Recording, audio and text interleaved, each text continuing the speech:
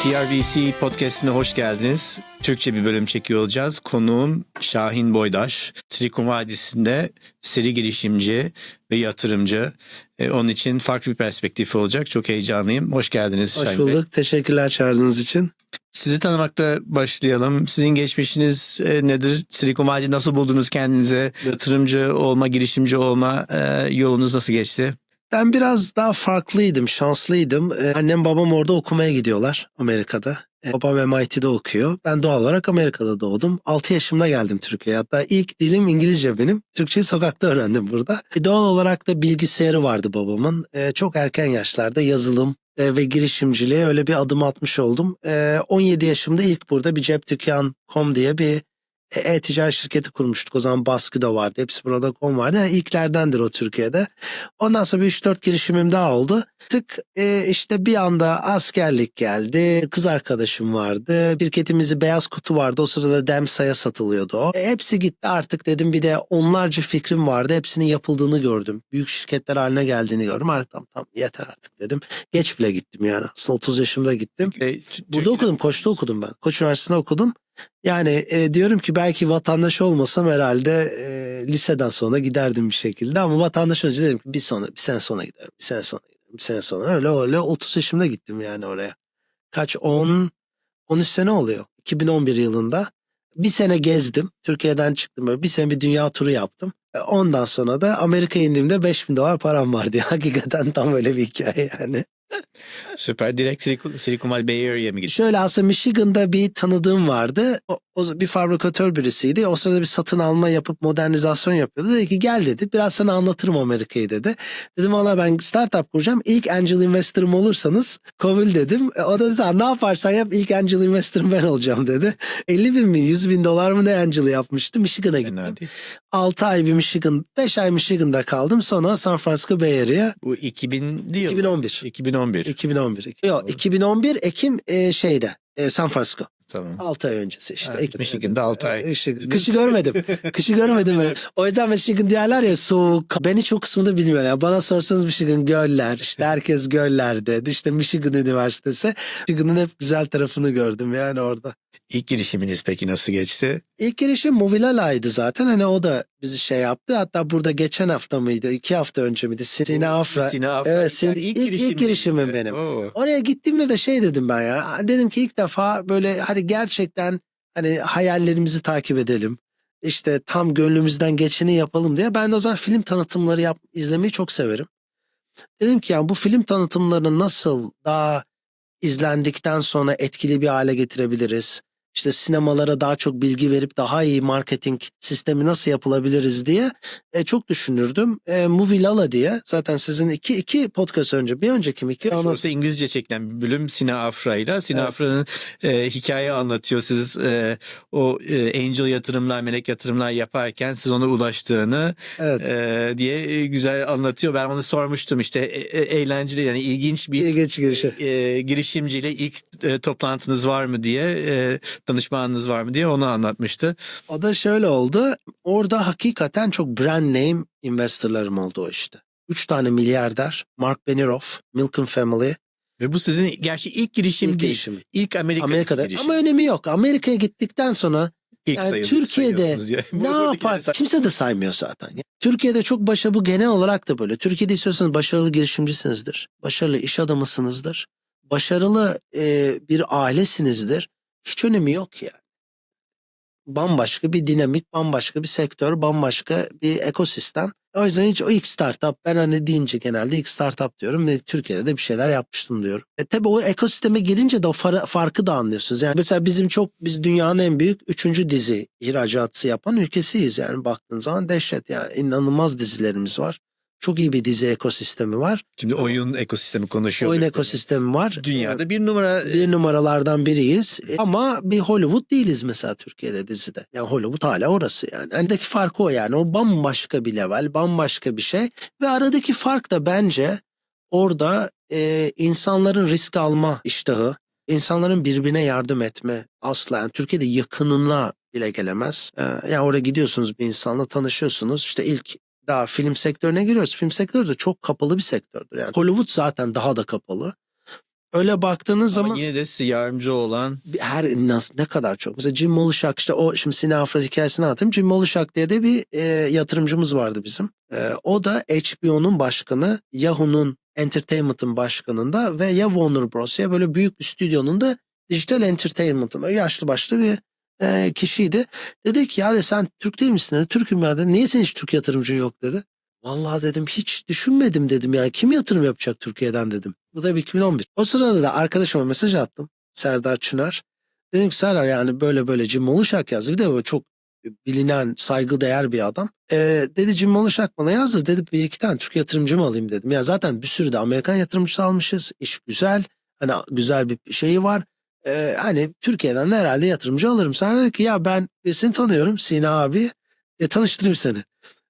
Mail attım. Sina Afra da o zaman uçakta ilk defa mail kullanıyormuş. Hatta çünkü o zaman daha Wi-Fi, uçakta ilk Wi-Fi defalarda şey. ya. O dedik dedi mail yazıyoruz neredesin?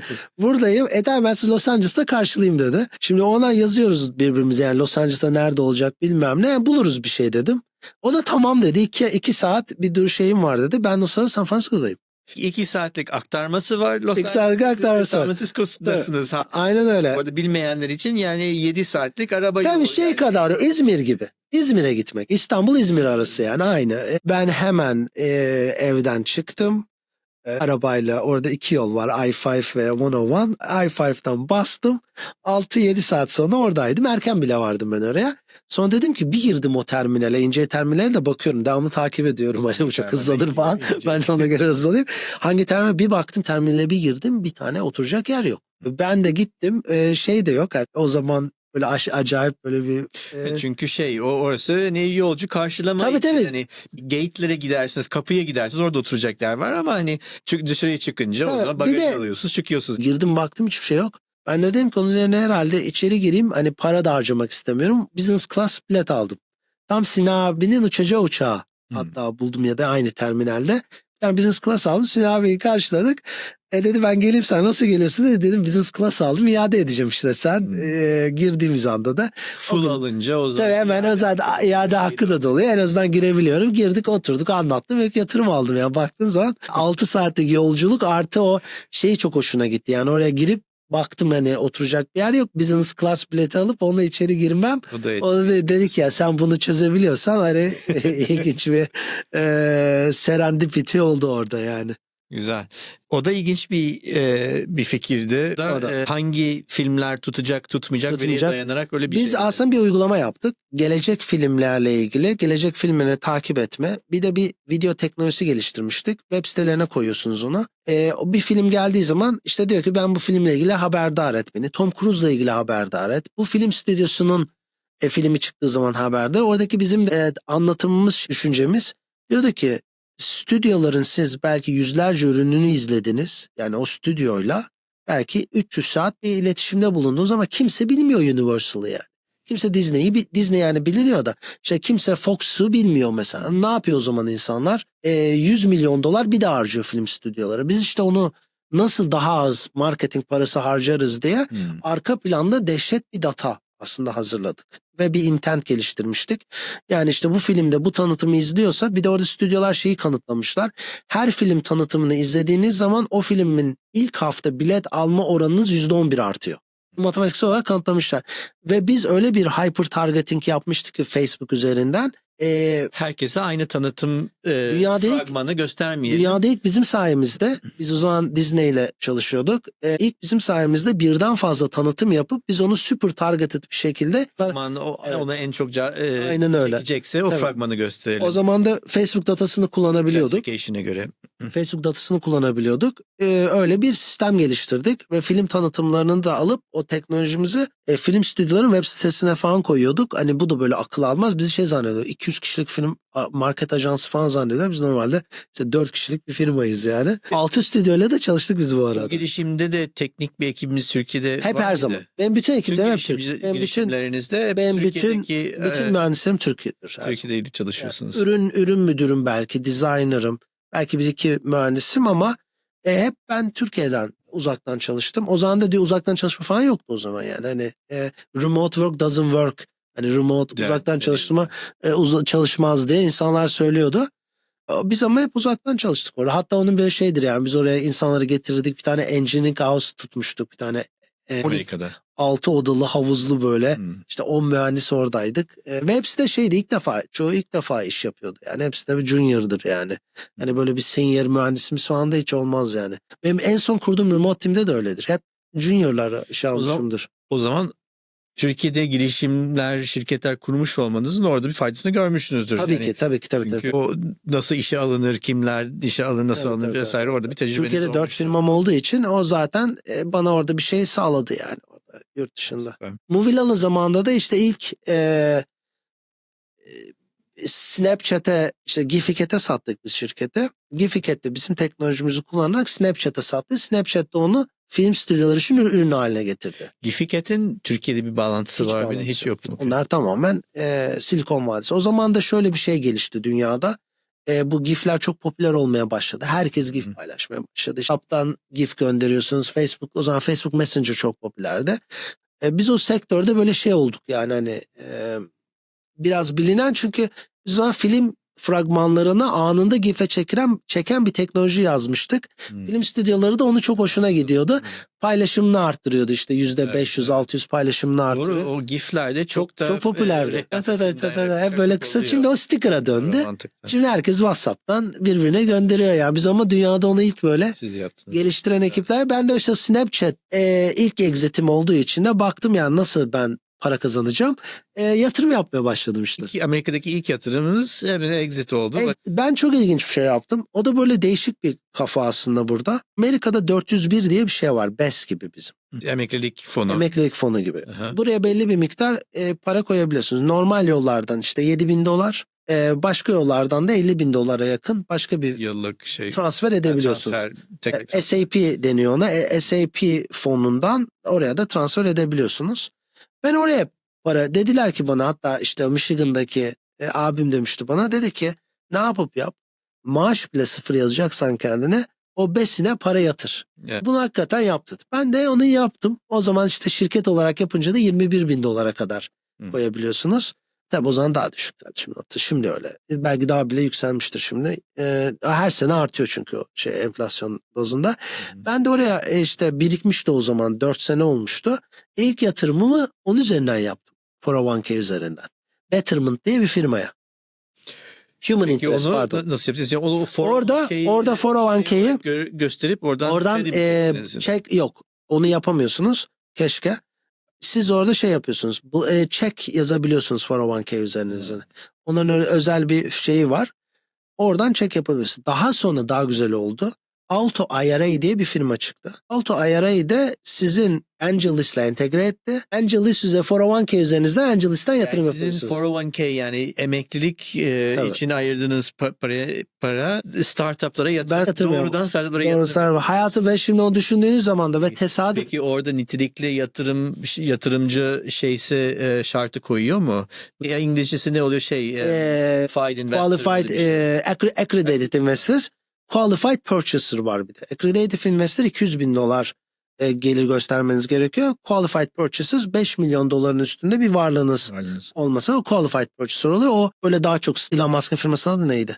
SpaceX. İşte atıyorum borsadan önce ya da işte böyle iyi bir Series D var. Orada diyor ki işte Qualified Purchaser olmanız lazım diyor. Ya da öyle belli şeyleri var. Öyle başladım ben ve tesadüfen de o zaman yatırdığım 3 firma çok hızlı exit etti bir tanesi. Ve share purchase yaptılar. Ben de onu aldım. O zaman da Human Interest'ti bir tanesi. Human Interest'te ben o zaman $40 milyon mıydı? $30 milyon mı neydi ya? İlk yani CD yapmış, A yapıyor. Düşük bir A'dı. Ondan sonra çok hızlı bir şekilde B ve C yaptı. De dediler, investorları çıkarabiliriz. Yani cap table orada normalization yapıyorlar, işte arada SVP'lere koyuyorlar. Çıkaralım. Tabii o zaman da ben orada çok güzel bir X yaptım. O parayı 401'dan kazanınca da tax free zaten o. Oradan yavaş yavaş ben orayı büyüttüm. Deal flow'unuz nasıl sağlıyordunuz? Yani orada... Deal flow'u da şöyle. Şimdi ben oraya ilk gittiğimde yatırım yapacağınız ben çok ama ben adım şimdi deal flow kolay. Şimdi baktığınızda şimdi hakikaten bence çok zor değil. Ama ben o zaman o kadar adım adım başladım ki. Önceden AngelList'ten başlamıştım. Çünkü bazen şey oluyor işte yakın çevrem, çok hani arkadaşlarım ama siz şeyden girdiniz. Bence yani ilk önce AngelList'ten başlamıştım. Güzel. Hakikaten herkesin yapabileceği internete gir. Ve AngelList'te işte ben şu an tabii yıllar oldu. 200-300 tane şeyin LP'siyim yani orada bak. Yani LP denmek doğru değil de parçası. Syndicate içerisiniz demek daha doğru olur. Ondan sonra da benim Adam Nash diye bir tane yatırımcım vardı. Adam Nash çok ünlüdür. LinkedIn'in ürün müdürüydü. İşte Greylock'ta şey yapmış. Mesela o Süper Angel. Öyle bir 3-4 kişi daha vardı benim Angel'larımdan. Dedim ki ya Edim hani sen zaten $10.000, $5.000 koyuyorsun. Koyduğu rakamlar belli yani. Hani zaten Angel yani 25, 50 en fazla. Dedim ki ben yani senin gönderdiğin hani benim profili gönder insanlara. Hani sonuçta Snapchat'e exit'te bir girişimciyim. Gözler beğenirlerse ben senin yatırım yapmak istediğin her firmaya yatırım yapmak isterim dedim. Onun da müthiş bir deal flow vardı. Ben ilk yani bu işe böyle adımımı atıp el tuttuğum yer Adam Nash'e ne gelse bana gönderiyordu ki Figma var orada. Figma mesela acayip firmaları var. Yani Adam Nash hakikaten onun bir 300-400 tane yatırım var. Yani klasik bu şey mantığı yani Silikon Vadisi'nde siz bir o VC dünyasını bilen bir çalışansanız genelde onlar hep yatırım yapıyorlar. Angel yapıyorlar. Ya da bir fona giriyorlar. Ya da siz benim gibi bir insansınız. Biz başka bir dünyada ben hani hakikaten anlamıyorum. Bakıyorum zaten şeylere. Şu fona bakıyorsun. Ya da işte real estate'e bakıyorsun. Başka yatırımlara bakıyorsun. Bana şey cazip gelmiyor. Çünkü bizde şey kafası da var. Yani ben o startup'a yatırım yapıyorsam ben onun parçası olmak istediğim için yatırım yapıyorum. Yani ben onun hissedarı olup ve ben biraz Warren Buffett kafasındayım. Ömür boyu tutacağım diye şey yapıyorum. Mesela hiç unutmuyorum. Bu tabii tam yatırım sayılmaz ama Bank of America'dayım Amerika'da. 2015 ya da 2014. İlk defa online signature'a geçiyorlar. Bir baktım DocuSign. Ne zaman böyle investorlar hep DocuSign'ı kullanıyoruz. Dedim ki bu ürün müthiş bir ürün. Pazarda da bir numara. O zaman şimdi hatırlamıyorum $15'dı. Şimdi olmuştur 90 belki $100. Yani benim de ilk artık o şeye tam benim hayatımı değiştiren o hareket DocuSign'e yatırım yapmaktı. Dedim ben zaten o zaman sevdiğim ürünlere giriyorum. O zaman zaten bir miktar sevdiğim startuplara yatırım yapıyordum. Bir miktar borsada sevdiğim firmalara yatırım yapıyordum. Ve şimdi artık onların ikisini de bağlamak üzereyim yani. Şimdi artık yavaş yavaş arttı. Ondan sonra bir iki tane böyle yeni kurulan yeni kurulan fonlara böyle ufak bir miktar koymuştuk. Ayrıca fonlara VC, Amerika'daki Tabii. bazı VC fonları. Şimdi zaten şöyle artık ondan sonra tabii 3 startup'ım oldu ve usta exit olduktan sonra şöyle bir şey oluyor. Ben orada artık böyle post exit founders diye bir grubun içindeyim. Çok güzel bir gruptur. Ve onun Aston başkanıyım bir de. Aston chapter lead'iyim. Mesela size çok net söylüyorum. Belki herhalde bir 200 kişinin fonu var orada yani. Hep böyle sürekli her gün gelir yani. Bir fon kuruyorum. Exit'li girişimciler fon kuruyor şu anda. Şu anda artık fon kurmak işte Decile Pop olsun. Bu Founder Institute'un kurucusunun kurduğu. İşte bir sürü o back office operation'ını yapan. Sürekli şu anda artık fon kurmak. Hani eskiden bir fon kurduğunuz zaman Angelus üzerinden yapsanız $25.000'dı. Belki kursanız $100-150.000'dı. Şimdi artık inanılmaz düşürdüler bunu. Siz exit'li bir girişimci olduğunuz zaman da bir de bir sürü angel investment yaptığınız zaman da o insanların genelde doğal hareketi bir fon kurmak oluyor. İşte kimisi 10 milyonluk kuruyor, kimisi 20 milyonluk, kimisi 100 milyonluk fonlar kuruyorlar. Şu anda belki çevremde böyle yani her hafta diyeceğim birisi her haftadan bile daha her hafta 2-3 tane böyle geliyor bu fonu kurdum diye. Bazılarını siz de yatırım yapıyorsunuz. Bazıları SVP yapıyor. Gene o zaman SVP olunca 401k'den girebiliyorsunuz. Bazıları çok şeyse ben genelde şuna bakıyorum. Benim çok ilginç bir fon şeyim var. Nesine bakıyorum. Mesela bazı kişiler var. Mesela Rex Sellerberry diye birisi var. Ben bunu Remote Team zamanında tanışmıştım. A16Z'deydi. Anderson Horowitz'teydi bu çocuk o zaman. Ben onunla o zaman görüşmüştüm. A16Z'de benim rakibime yatırım yapmıştı. O sırada tanıştım. Daha sonra fon kurdu. O da şöyle yaptı. Bir podcast'i vardı zaten. Fintech üzerine. Fintech üzerine podcast'inde zaten yatırımcıları çağırıyor. Girişimcileri çağırıyor. Bir de büyük şirketlerin müdürlerini çağırıyor, işte Mastercard'ın, işte Visa'nın, işte önemli Bank of America'nın, Chase Bank'ın şeylerini çağırıyor. Öyle olunca zaten hem deal flow'u da var, hem exit'i de var yani. Hani Evet. hem yatırımcıyı tanıyor, hem startup'ı tanıyor, Evet. hem de işte executive'leri tanıyor. Rex böyle acayip bir o fintech dünyasında bir şeydi. Ya dedim ki ben ona, sana podcast olsun. Yani bu 3 bacağı da bilen, yani hem çok iyi takip etsin, bir de içerik üretiyor. Mesela takip ederlerse insanlar, o çok güzel fintech içerikleri üretiyor. Zaten Anderson Horowitz'ten de üretiyordu zaten. Evet. Hafif bir data analist bir background'ı var mı yok mu bilmiyorum, ama hafif böyle o tarz bir, hani İlya var Stanford Üniversitesi'nde, Evet. Eli soyadını unuttum. Onu bir gün düğünde yanına oturmuştum ben. Bizim Ali Tamasep diye birisinin Türkiye VVC Türkiye'de düğün yaptı. Yan yana oturmuştum. O uzun uzun konuşmuş. O da çok güzel içerikler, infografikler hazırlıyor. Evet, evet. Rex de öyledir. Ben ona bakıyorum mesela bir fonda. Yani bir içerik üretiyor mu? Bir tezini koyuyor mu? Nasıl bir tezi var? Onu ortaya koyuyor mu? Ondan sonra güzel bir o network'te doğru bir node mu? Yani biz node diyoruz ya, bir orada bir düğüm mü? İşte o düğümde nedir?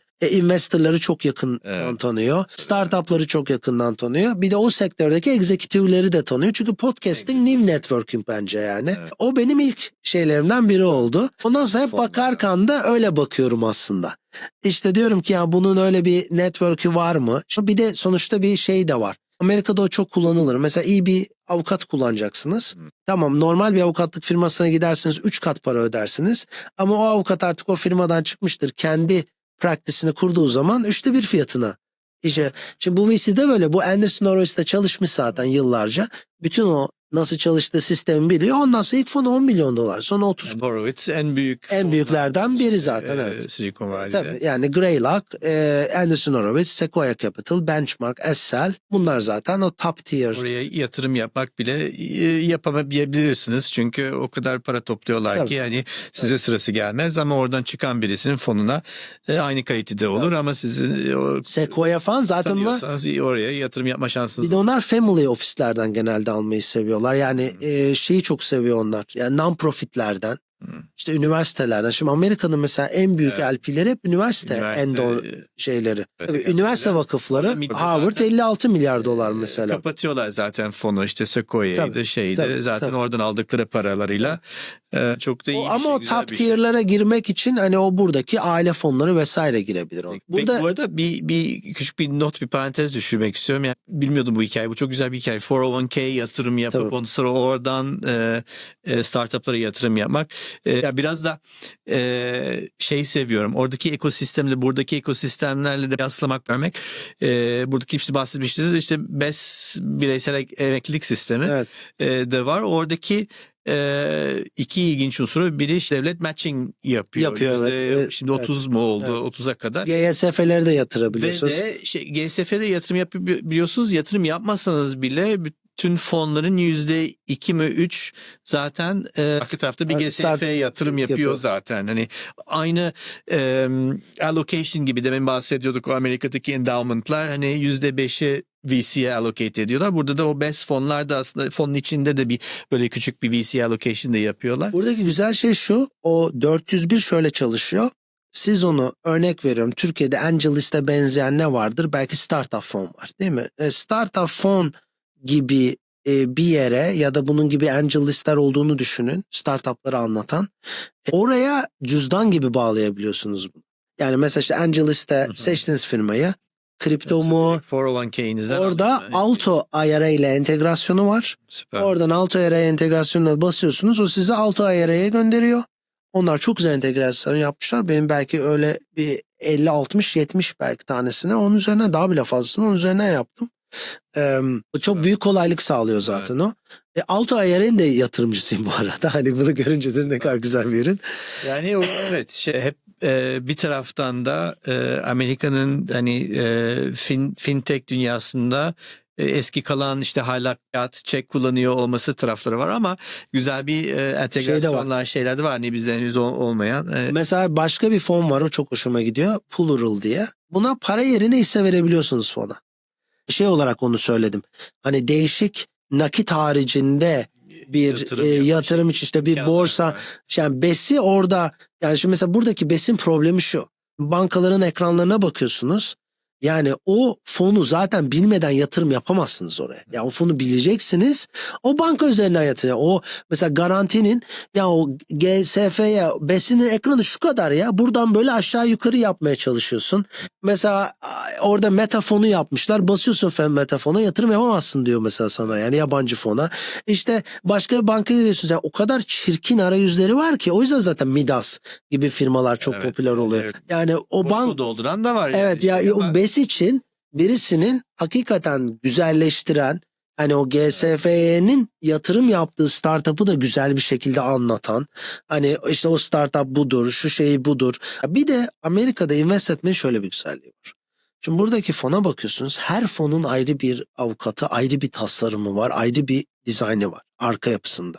Şu Amerika'daki fona baktığınız zaman zaten hepsinin standart. Yani sizin onu hakikaten okumanıza gerek yok yani. Hani %2, %20 işte filan filan. tabii her şey belli. Structure'ı var, template'i var. Zaten aynısını kullanıyor çoğu.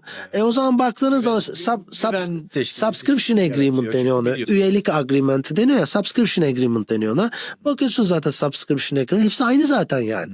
O zaman da şey yok kafanızda. Yani bu yapar mı, olur mu, arka planda. Türkiye'de öyle değil. Türkiye'de hepsi ekosistem biraz yeni olmasından. İşte çok yeni olmasından dolayı orada artık o standartların zamanla oluşması çok faydalı.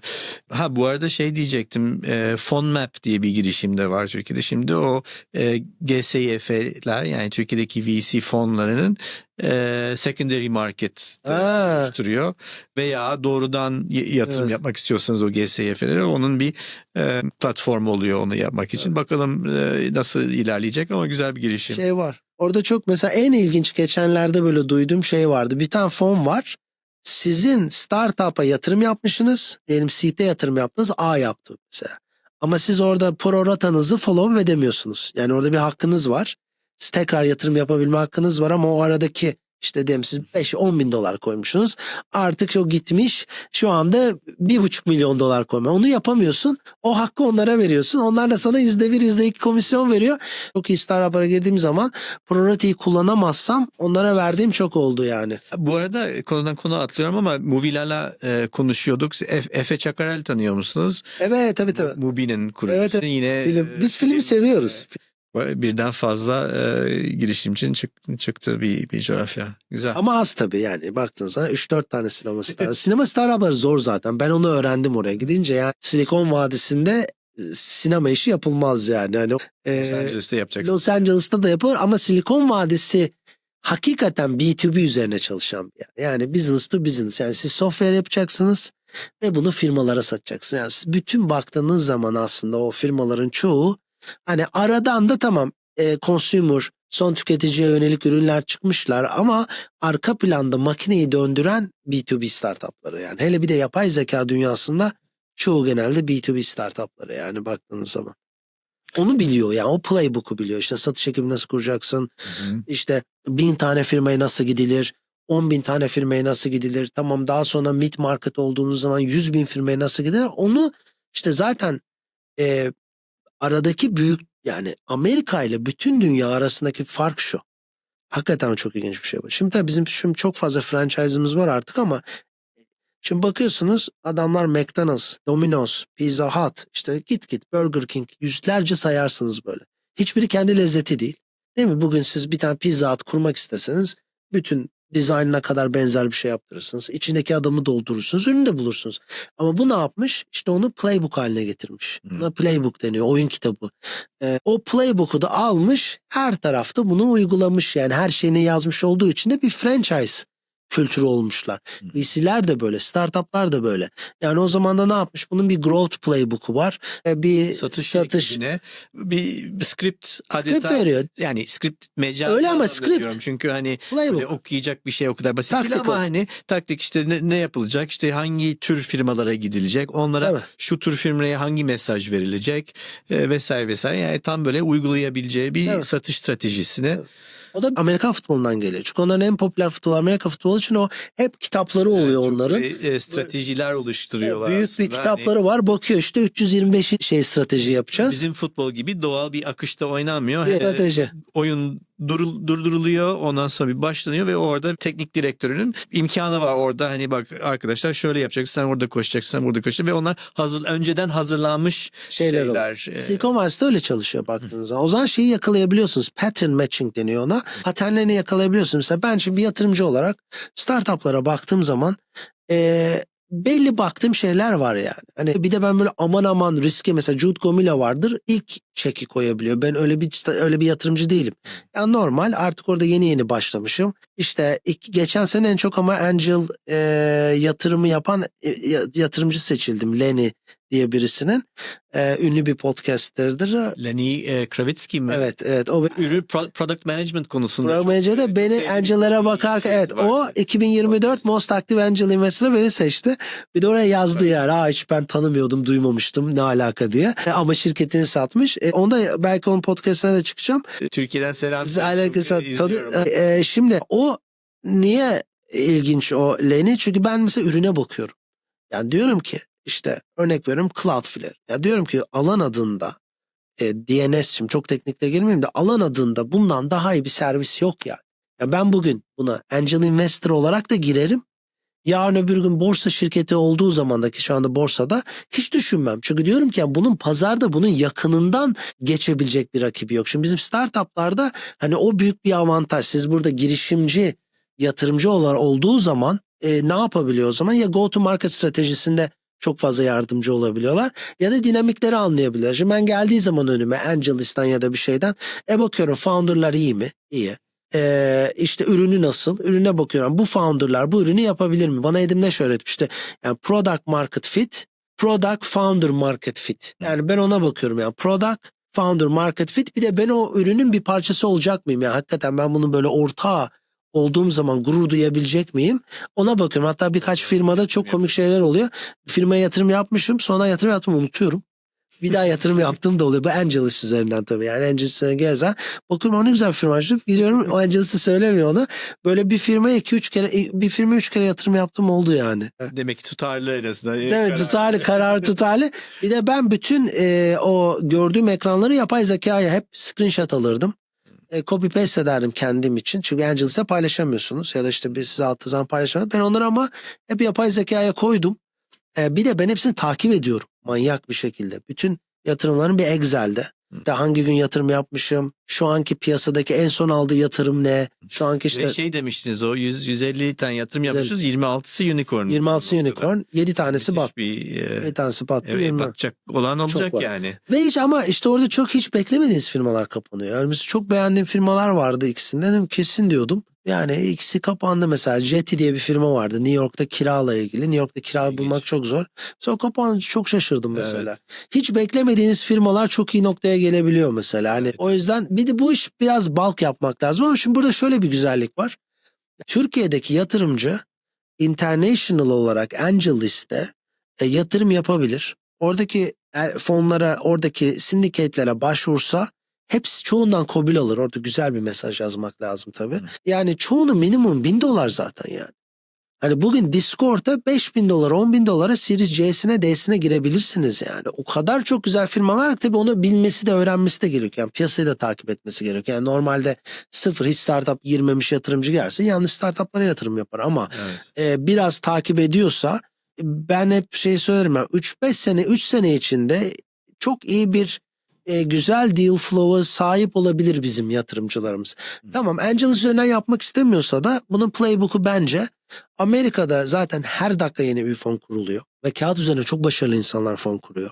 İşte iyi bir girişimi olmuş, satmış yüz milyonlarca dolara bir fon kuruyor. İyi bir founder, bilinen bir founder. Bence şöyle bir strateji olması lazım. Tabii fonun, buradaki kişinin büyüklüğüne göre, yani bir miktarına orada büyük girebildiği fonlara LP olmak. Sonra 2-3 tane ufak ama upcoming, yani ileride başarılı olacak fonu seçip daha sonra bunlardan gelenlerin direct investment hakları oluyor. Diyor ki fon size, ben size direct investment yapabilme hakkı veriyorum. Zaten ona fon girmiş, güzel bir startup, direct investment fonları oluyor. Bir de Y Combinator. Şimdi Prestige de sağlı yapmanız lazım. Y Combinator fonları var mesela. Orange Collective olsun. Y Combinator fonları olsun. Jason vardır Orange Collective'de. Çok iyidir o. Mesela onlar girip Y Combinator'a daha demo day öncesinde yatırım yapabiliyorlar ve herkese şey hakkını da veriyor. Yani ben founder'a haber vereceğim. Sen eğer direkt investment yapmak istersen founder da kabul ederse seni görüşme oluyor diyor. Böyle onu da yapıyorlar. Yani böylelikle direkt investment hakkı da sağlanıyor aslında. Yani böylelikle çok ciddi bir eğer doğru startuplara yatırılırsa yani hiçbir yerde göremeyecekleri yatırım oranlarını alabiliyorsunuz aslında. Güzel yani bence bu önemli bir mesaj yani Türkiye'deki ekosistem ve Silikon Vadisi'ndeki ekosistemin birbirinden haşır neşir olması, buradaki insanların, yatırımcıların orası da görmeyi, orada tecrübe etmesi bence faydalı, güzel bir şey. Şeyden de demiştiniz ya hani yatırım yaparken bu yatıracağım şirket ya da fonun bir parçası olmak istiyor muyum şey diyor. Yani bir tarafta da bence Türkiye'deki ekosisteme de yatırım yapmanın da güzel bir yani öyle bir güzel bir şeysi de oluyor. Tamam Silikon Vadisi değil hiçbir yer Silikon Vadisi gibi değil ve de yeni bir ekosistem. Onun da heyecanı da var aslında yeni olmasının ve buradaki fonlar, buradaki şirketlere yatırım yapmanın da onun da bir heyecanı var. Buradaki olanların da bir parçası olmasını. Bazı fonlar işte Trio VC sizin de bir yatırımcınız. Benim Klaros'ta yatırımcım onlar. Karım bir girişimimizin bir yatırımcısı. Aynı zamanda podcast'in konuğu olmuştu. Mine Dedek Hoca, Venture Partner Trio VC'de. Onların da tezi Türk girişimcisi ve madem büyük de paralar orada büyük bir pazar Türk girişimcilere yine yatırım yaparak ama o Silikon Vadisi'ndeki ekosisteme exit sağlaması, orada büyümesi sağlaması o da ilginç bir playbook. Aslında siz de bahsetmiştiniz. Sizin tüm girişimleriniz bir teknik ekibi de Türkiye'de de kurmuştunuz. Öyle de oluyor zaten. Yani istiyorsunuz da ben bir de seviyorum. Yani hani ben böyle vatan milletime faydalı olsun istiyorum yani. Mesela Remote Team'de 650 bin doları Türk yatırımcılardan almıştım. İşte Hasan Aslanova, Gusto'ya satılan firmanın işte 2.2 milyon dolar raise etmiştim toplamda. 650 bin dolar işte 1/3'ünü Türkiye yatırımcılardan aldım. Aralarında canımı yani hakikaten böyle dediğim böyle yatırımcılarım da oldu. Yani o exit sürecinde beni çok zorlayan yatırımcılar da oldu. Orada da şeydi yani bizim exit sürecimiz tamam 100 sayfalık bir doküman ama yatırımcı onu görmüyor o kısmını. Gördükleri bir kağıt var. İşte karşı tarafın 28 avukatı var. Benim 8 avukatım var. Gusto'nun da 5 avukatı var. Bana diyor ki hala avukatımı okutacağım diyor. Senin avukatın anlamaz ki bunu yani. Zaten hata olma şansı yok bunun yani. Zaten şey değil. Yani ilginç bir doküman da değil yani. Sen Safe Note'a yatırım yapmışsın. Değerlemesi budur şirketin. Ya hisse alacaksın ya para alacaksın. İmzalamazsan para vereceğim. Eğer imzalarsan da hisse alacaksın Gusto'da. Gusto'da yani bunu söyleyebilirim yani parayı daha çok tercih ediyor. Yani hisse vermek yerine hani para verelim keşke investor para istese diyor. Evet. Investor'ın çoğu zaten hisse istedi. Çoğu çok büyük bir çoğunluğu hisse istedi. Ama profesyonel işte Fırat iş becer olsun işte mesela o kendi bile der yani ben bugün gazeteyi görsem yatırım yaparım der zaten. Profesyonel iyi yatırımcılar o genelde hisse ister ama belli de olmaz yani yatırımcının o anki belki başka bir startup'a yatıracaktır, destekleyecektir. Yani orada bir yanlışlık yok ama orada şöyle bir kural var. Amerika'da siz tax free M&A yapabilmeniz için %20'yi geçemiyorsunuz. Yani toplam tutarın %20'sini nakit olarak alamıyorsunuz. Hisse olarak alacaksınız ki tax free reorg deniyor ona. Ve Türk yatırımcıların çok doğal olarak daha fazla çok aşırı tecrübesi olmadığı için ve görmediği için hani süreçte zorluyor insanı yani. Hakikaten zorluyorlar. Bir de şeyi bilmiyoruz biz yani. Genel olarak benim hep gördüğüm hani ben çok şanslıydım yani. Yatırımcıların hepsini çok severim. Hani Safe Note nedir? Hani onu bilmez yani. Mesela Türkiye'de işte geliyorsunuz siz bir tabii bu 5-6 sene önceydi. Belki şimdi biraz şimdi artık tabii. Ama bu sefer de şimdi şöyle oluyor. Bir sürü yeni insan da giriyor sisteme. Şimdi yeni insan geliyor. Yatırım alacağın zaman geliyor. İşte diyor ki ben ne zaman temettü alacağım? Ya ne temettüsü? Bu startup yani. Hani ya batacağız ya büyük bir firma olacağız. Ya da biri satın alacak yani temettü nereye tabii kaç tane zaten borsadaki kaç firma temettü dağıtıyor. Ama ne oluyor bu çünkü devlet bence güzel bir şey yapıyor olabilir burada. Olabildiği kadar insanın bu nitelikli yatırımcı haline getirip sisteme vermek için de tabii ben hatırlıyorum burada bir firmamız vardı bizim TÜBİTAK'tan destek almıştık. O zaman demişti ki %2'yi fona koyacaksın dedi. Mesela çok güzel bir sistem bu yani. %3'e arttı. Müthiş bir şey bu yani bu acayip bir GYSF fazlalığı getiriyor.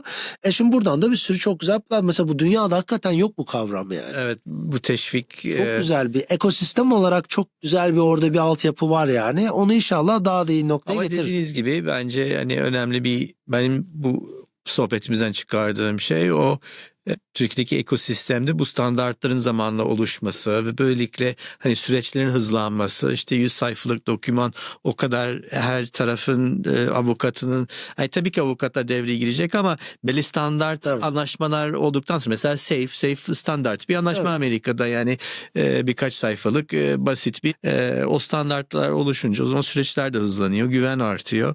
Zamanla onlar oluşması önemli basamaklar olacak mı diyelim Türkiye'deki ekosistemde.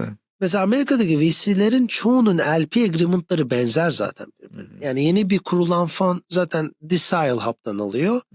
Ya da başka bir 3-4 tane standartı kullanıyorlar. Yani şu ana kadar gördüğüm kadarıyla Türkiye'deki o GSYF'ler portföy yönetim şirketleri tarafından mevzuat gereği yönetiliyor ve her portföy yönetim şirketinin çok farklılıklar olabiliyor. Management fee'leri kimse net asset value yani portföy değeri ki Amerika'da hep yatırılan management fee hesaplanıyor falan. Yani çok daha fazla değişiklikler gördüm burada hani portföy yönetim şirketleri arasında birçok farklı Amerika'da biraz daha standartlara oturulmuş. Evet. Bir de şey de istemiyor. Kimse o sorular yani işin o kısmında değil herkes. Yani işi yapalım hemen yani yatırımcı o çocuk işte fonsa gideyim startup bulayım derdinde yani. Yani o bana gelecek 20 tane e-mail alacak. Şimdi mesela Witpro'lu tabii hisse verdiği için çok farklı bir doküman o. Şimdi ben onu mesela 10 kere ChatGPT'ye sordum yani ne farkı var bunun diğer doküman. Ama mesela normalde bir fonsa zaten Wilson Sonsini çok tanınan bir avukat firması. Şimdi bizim Mobilya'daki avukatımız da işte WSGR. Onlar zaten ilk bunu kurmuşlar. Yani herkes onu copy paste etmiş. O yüzden de hani o çok standart geldiği gördüğünüz zaman tamam diyorsunuz yani belli yani hani şey bile artık o back office para akışları, parayı nasıl gelecek, capital call'lar o kadar artık standart ki Türkiye'de onu yapam ama burada şöyle ben hani şunu aslında motive etmek isterim insanları. Bu ekosisteme güzel bir fayda da yani hakikaten Silikon Vadisi'ne Amerika'da yatırım yapmak. Yani çünkü o zaman yani burayı ben şey gibi düşünüyorum. Şimdi burada ne kadar exit var yani? Yani burada büyük firmaların kaç tanesi firma satın alıyor yani? Hangi gün duyuyoruz bunu yani? İşte çok ufak bunlar. Daha böyle yeni yani o hakikaten iyi bir firma olduysa exit olabiliyor. Ya, o firmada ona ne kadar verecek? Yani da borsaya kaç tane firması açılıyor? Yani bugün hani gerçekten startup dediğimiz senelerde epey bir borsaya açılan olmuş ama teknoloji firması sayısı neredeyse işte çok az. Sıfır. Tamam. O zaman da ben şunu hep şöyle bir tezim var. Yani siz şimdi Türkiye'de yatırım aracı da çok fazla yok. Yani hani bank konuşuyorsunuz hani ne bu ya Eurobond'dan başka bir şey mi olmaz yani? Hani hakikaten yok yani. O zaman da ne yapacak yatırımcı? Yani bence yurt dışında yani Silikon Vadisi'nde işte Trio VC olsun ya da başka tarzı var mı bilmiyorum ama mesela Trio VC ne yapıyor? Türk yatırımcı Türkçe konuşuyor en azından. Silikon Vadisi'ne access veriyor Türk yatırımcı. Evet. Bunun gibi başkaları da vardır belki. Evet. Ya onlar üzerinden ya diğer fonlar üzerinden hani orada o exit'i aldığı zaman daha riskli ve kaybedebileceği parayı dert etmez insan yani. Der ki ben ekosistemime bir miktar destek vermek istiyorum. Bir miktar da Amerika'ya Silikon Vadisi'ne yatırmak istiyorum deyip bir de bence doğru de önemli bir tecrübe olur. Orada bir tecrübe. Yani nasıl işte o subscription agreement'ler nasıl dönüyor, nasıl ediyor işte filan. Evet, önemli bir tecrübe. Bence dünya üzerinde bir insanı hani tabii bunu ileride de göreceğiz ama Silikon Vadisi firmasının Alzheimer oranının düşük olabilir yani. Çünkü siz örnek komik bir şey söylüyorum da şimdi. Yani siz o kadar sizi stimüle ediyor. O kadar sık, o kadar ilginç startup fikirleri var. Ben bir tane firmaya Angelus üzerinden yatırım yaptım. Adını şimdi söyleyeceğim. Ya fikre bakın ya. Colossal diye bir firma. Ve founder'ıyla da sonra yazıştım, konuştum yani. Kuzey Kutbu'ndan nesli tükenen hayvanların genlerini topluyorlar ve o canlıyı tekrar üretmek istiyorlar hayvanat bahçeleri için. Jurassic Park gibi. 2. Ve gerçekten bunu aynen Jurassic Park hikayesi. Jurassic Park 2. İşte onun başlangıcı bu şu anda yani. Evet. 8 milyar dolar oldu adamlar. Vay be. Yani ama ekibe bakıyorsunuz. Şimdi örnek veriyorum işte. Ama bakın ben bir şey söyleyeyim. Türkiye'de de bu tarz ilginç fikirleri olan da var. Keşke Türkiye'dekiler de benzer. Ama ekosistem yok. İşte aynen işte ekosistem Şimdi geliştiğinde işte. ekosistem şu. Hem Bakın Türkiye'den çıkan birisi ilginç bir fikri olan o, çünkü orada önemli olan sadece birisi o fikir edilmiş değil, birisi o buna para vermiş. Yani onu yapmak için 8 milyon dolar raise etmişler. 8 milyar dolar bu yatırım, yani değerleri 8 milyon. Şimdi düşündüğünüz zaman buradaki problem şu. Yani bu belki bizim o kadar genetiğimizde olabilen, genetikte mi, kültürde mi, devlet sisteminde mi onu bilmiyorum. Şimdi Amerika'da ben Gusto'ya şirketimi satmışım. Daha sonra işte birkaç kere paraya ihtiyacım oldu. Gusto hissemin üzerinden fonlama yapabildim. Onu maksimum kullandım. O fonla. Ya ekran görüntüsüyle bana para gönderdiler. Ya. Ekran görüntüsü. Evet, o Amerika'daki o beyana dayalı güven ve risk. Burada siz kültürü, şimdi ben burada insanlar süreçler hızlanması için çok burada, önemli bir fayda sağlıyor. Yani orada şimdi o yüzden de yatırımcı da böyle orada. Girişimci de böyle. Yani ben işte 14 senedir oradayım. 2011-2014 senedir oradayım. Yani bugün şunu size diyemem ya. Bu adam beni kazıkladı. Bu adam bana yanlış bir şey söyledi. Bu adam yanlış bir şey yaptı diye ben ekosistemde görmedim. Benim başıma gelmedi. Yani başkasının başına gelmiş olabilir. Benim başıma gelmedi yani. Şimdi bunu siz Türkiye'de nerede yaşayacaksınız? Yani notere gidiyorsunuz her şeyde zaten. Yani kimse güvenemediği için. Yani o yüzden yani o güven mekanizması sağlanmadığı sürece, ama dediğim gibi bizim DNA'mızda mı, kültürümüzde mi, devletin sisteminde mi, artık onu ben bilmiyorum. O artık sosyologların çözeceği bir şey.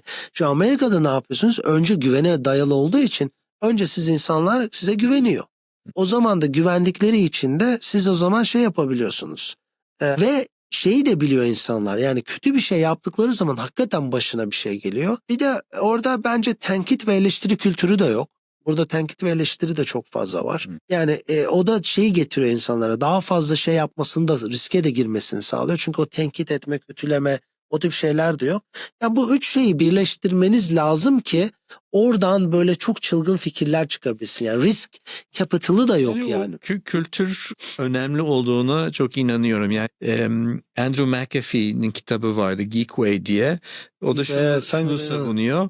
Yani teknoloji şirketi dediğimiz şey aslında teknolojiyle çok bir alakası yok. Yani Uber'a baktığınızda, Netflix'e baktığınızda tabii ki hepsi teknoloji kullanıyor ama hani en vasat, sıkıcı bir şirket de günümüzde artık teknoloji kullanıyor. Ama onlara teknoloji şirketi dedirten şey kültür meselesi. O teknoloji şirketlerin böyle bir kültürü oluyor. İşte hıza dayalı, veri kullanmaya dayalı, işte şeffaf olma dayalı ve dolayısıyla süreçlerin hızlı ilerlemesi.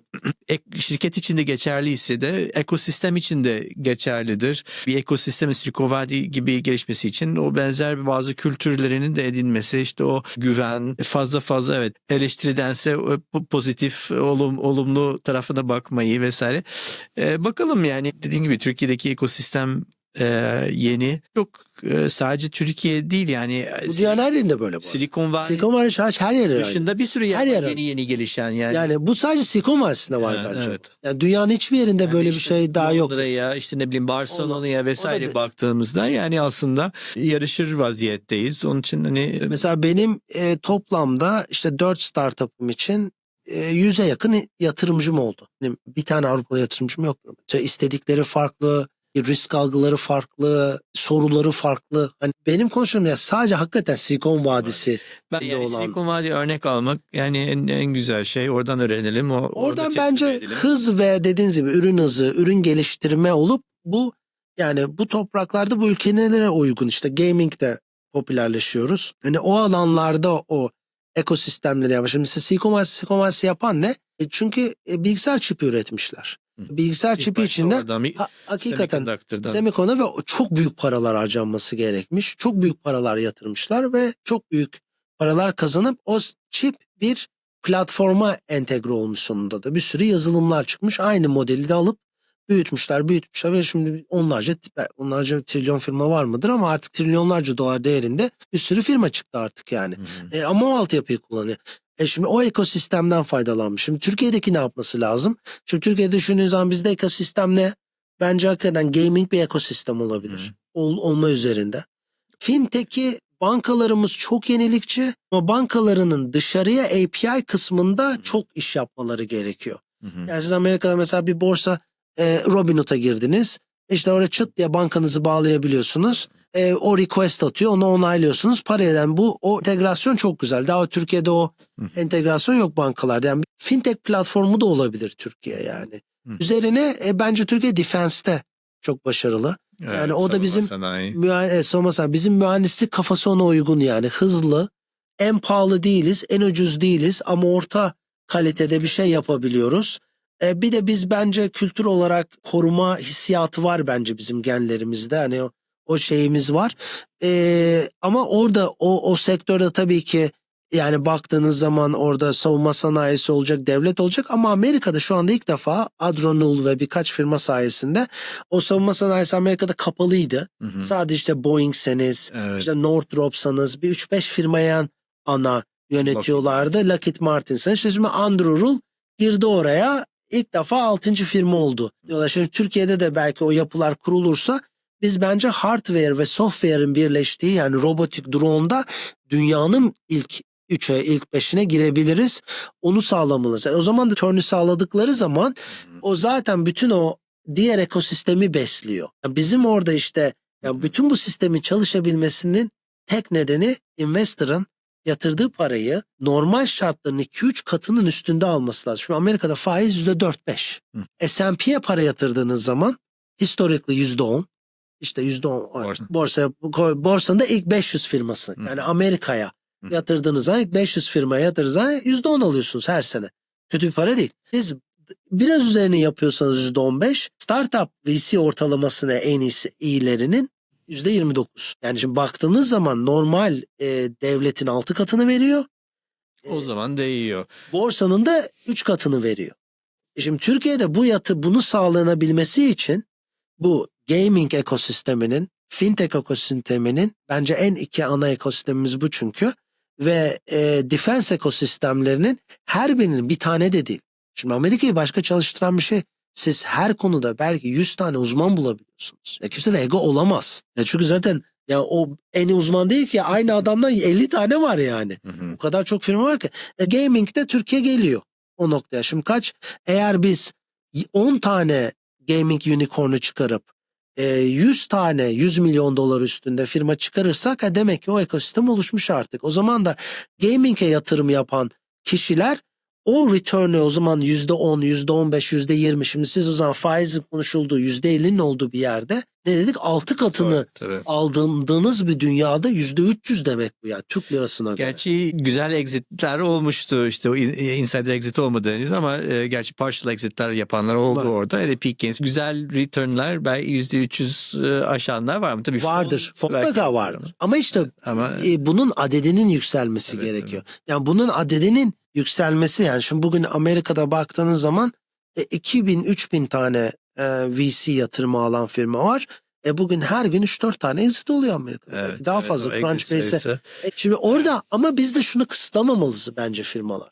Yani siz firma olarak da niye Türkiye pazarına göre yapıyorsunuz? Siz de Amerika dünya pazarına yaptığınız zaman Türkiye yurt dışına exit edelim. Evet, Zynga zaten Türkiye firmasını aldığı zaman ne yapıyor? Mesela Gusto biz satın aldığı zaman 4 tane nedeni vardı. Birincisi tam teknolojimizi kullanıyordu. İkincisi de payment teknolojimiz vardı. App Store'umuz vardı bizim. Bir de büyük bir vizyonumuz vardı yani remote'un geleceğiyle ilgili. Bu 3 ana vardı. Bir de dördüncüsü burada engineering hub'ımız vardı. O zaman dedi ki ben payment operatör, o zaman onu ben anlattım onlara. Dedim ki bakın biz bankacılıkta çok iyiyiz. Payment operation'ı Filipinler'deydi. Amerika'daydı. Payment operations'ın bir kısmını kaydırabilirsiniz Türkiye'ye. Biz çünkü bankacılıkta bizim call center'larımız bence dünyanın en iyi call center'ları. Şimdi biz o işte çok iyiyiz. Onu buraya kaydırabilirsiniz. Mühendislikte de fintech mühendisliğimiz var. Bakıyorlardı onlar. Tamam bu dediği doğru. Fintech'te de çok iyi. Call center bankacılıkta da çok iyiler. Böylelikle bir şey olabilir. Şimdi Zynga'yı alırken ne yapıyor? Tamam ben alıyorum Peak Games'e. Bunların Casual Game'de bir sürü ürünleri var. Orta Doğu marketini biliyorlar. Müthiş bir mühendislik ekibi var. Onun üzerine alıyor. Zaten bence onu sağlamak lazım yani. Hani firmaların hep böyle dünya vizyonuyla iş yapmaları lazım. O da anca olur B2B işle olur. Çünkü B2B'de siz o sorunu görebiliyorsunuz. Yani bir Amazon'u kullanırken oradaki veri tabanının problemi nedir? İşte şu firmanın bulsaydı şimdi yapay zekalı daha da çıkacak. Daha fazla firma çıkacak. O zaman da ne olur? Investor ona yatırım yaptığı zaman exit'ini alabilme şansı var. Yani Türkiye exit pet'i çok adımlı bir pet yani baktığınız zaman yani ve yapan da çok insan yok hatırlayabildiğim kadarıyla. Yani hani Evet. 10 tane firma var mı? Ekosistemde onu da tecrübe etmesi zamanla gerekiyor. İşte exit nasıl yurt dışına exit edilir, nasıl o Evet. bir hikaye anlatılır, nasıl yani doğru bir şekilde avantajlarınız ne olduğunu, yurt dışındakiler neye yatırım yapar ya da neye satın alırlar. Bu arada kısaca şeye geri dönmek istiyorum. İlyas Trabulayev'den bahsettiniz. Bir de şeyle birleştirmek istiyorum. Kültürden bahsettik. Silikon Vadi kültürü. Yani onun İlyas Trabulayev'in kitabı da çok güzel. Tam da bunu anlatıyor. İşte Venture Mindset diye kitabı var. O 9 tane ana ilke çıkarıyor. Evet. O, Silikon Vadi'yi sağlayan. En güzel kitap o aslında. Şimdi onun üzerine başka kitap önerilmez bence yani. Süper. O çünkü o Venture Mindset hani o gerçekten bir de o çok işin içinde olan bir insan. Silikon Vadisi nasıl çalıştığını onu biliyor ve o dediğiniz gibi yani normal firmadan startup'ı ayıran bir aslında kültür farkı var aslında o firmanın. Türkçesi çıkmadı henüz ama bahsetti o Türkiye geldiğinde bu CVC Summit için galiba öyle bir şey dedi, Türkçesi çıkacak. Çok güzel olur. Sizin inandığınız ama başkası henüz pek görmediği, söylemek istediğiniz bir paylaşmaya açık bir şey var mı? Var, çok var. Yani şöyle bu şöyle bir tezim var şimdi yeni dünyada. Şimdi Future of Work eskiden geleceğin işi remote work'tı. Ben de remote teams'i kurdum. Şimdi Future of Work Lean Teams diye inandığım küçük takımlar. Yani bugün onu görüyoruz zaten. Yapay zeka dünyasında artık siz yeni firmalar, yeni işte 10 milyon dolar ciro yapmış, 100 milyon dolar ciro yapacak, 1 milyar dolar ciro yapacak firmalar küçük firmalar olacak yani ve şeyi göreceğiz. 20 kişinin altında. 20 kişinin altında, 50 kişinin altında firmalar olacak ve bunlar hakikaten 100 milyonlarca dolar ciro yapacaklar. Ve ben şeye de inanıyorum artık yani insanların bir şehirden yani oldu insanlar uzaktan çalışmaya başladı. Çok ciddi bir insan şehirlerden ayrıldılar. Bunu en azından biz Amerika'da çok iyi görebildik. Yani Covid zamanında Kaliforniya'dan bir sürü insan ayrıldı. Teknoloji insanı ayrıldı. Çünkü teknoloji insanın çalışabilmesi için bir yerde hani huzurlu olması gerekiyor.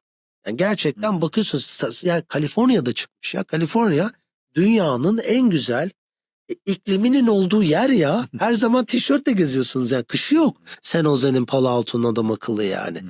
Şey gibi yani mükemmel bir hava. Maslow hiyerarşisinde temeldekiler. Tabii ondan sonra diyor ki adamın garajdan çıkıyor. Adamın garajı var zaten yani orada yani baktığınız zaman. Şimdi bu şeyimi unuttum. Böyle olunca insanlar artık şehirden yani biz şehri niye yaşadık? Çalıştığımız yer buradaydı. Sizin o çalıştığınız yere 1 saat içinde girmeniz gerekiyor. Binanın tepesine çıkmanız gerekiyor. Gökten orada çalışmanız gerekiyor. Yani insanları böyle bir yere sıkıştırmak zorunda kal. Bence artık insanlık onu reddediyor yani. Ve bu kabul etmeyen insan grubu da daha küçük yapılarla hem kendi kararlarıyla hem o şehrin dışında başarılar göreceğiz. Yani mesela bakıyorsunuz artık Kaliforniya'nın dışında da bir sürü startup olmaya başladı. Artık büyük başarılı bir Türk yapay zekası firması çıkacak muhtemelen. Amerika'ya destek verecek. Belki 100 milyonlarca dolar ciro yapacak bu firma yani. Ve o ana şehirde olmayacak yani. Biraz hızlı ben de kısa cevap vereyim biraz. Son sorum takdir etmek istediğiniz biri var mı? Sina Afra'ya selam. Sina Afra'ya selam söyleyelim. Onun sayesinde de. Vallahi ilk Türk yatırım. Ya çok var yani şimdi o da öyle zor bir şey. O zor bir soru. O kadar çok insan yardım ediyor ki size. Matthew diye birisi vardı. Matthew Desjarnis. Founder Institute'a gidiyordum.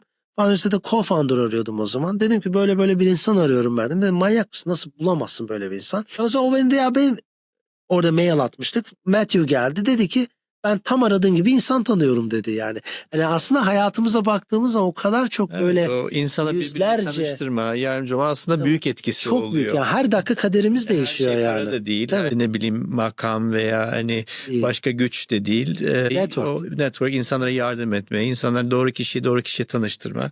Onun da ama en zor olayı sizin önce vermeniz gerekiyor network. Evet. Yani siz al değil. Tabii siz 10x veriyorsunuz 1x geri geliyor oraya. Süper çok sağ olun. Sağ olun. Teşekkürler. Çok keyifli bir sohbet. Sağ olun. Bir daha Türkiye geldiğinizde yine inşallah. İnşallah.